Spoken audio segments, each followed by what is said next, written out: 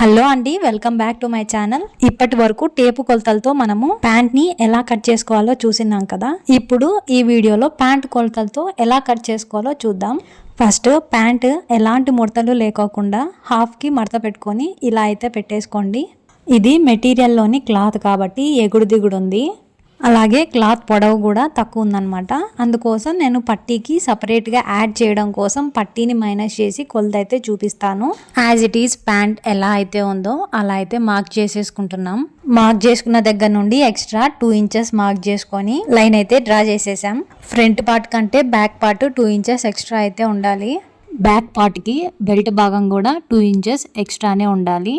ఇక్కడ నేను చూపిస్తున్న విధంగా ఎక్కడైతే 2 ఇంచెస్ పెట్టుకున్నామో అక్కడి నుంచి ఇలా క్రాస్ అయితే గీసుకోవాలన్నమాట. మనం ఇలా ఎక్స్ట్రా తీసుకోకుండా అలాగే స్టిచ్ చేసామనుకోండి, కిస్తా దగ్గర ప్యాంటు పైకి పీకేసినట్టు ఉంటుంది. సో అలా రాకుండా ఉండేందుకు మనం ఇలా క్రాస్ అయితే తీసుకుంటాం.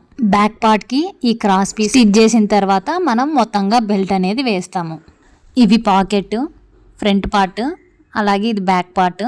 బ్యాక్ పార్ట్కి పై భాగానే ఎక్స్ట్రా 2 ఇంచెస్ కట్ చేసుకున్నాం కదా, ఆ పీస్ పైన బెల్ట్. ఇదండి, ఈజీగా ప్యాంట్ కటింగ్ అనేది అయిపోయింది. వీడియో నచ్చితే please like, share and subscribe.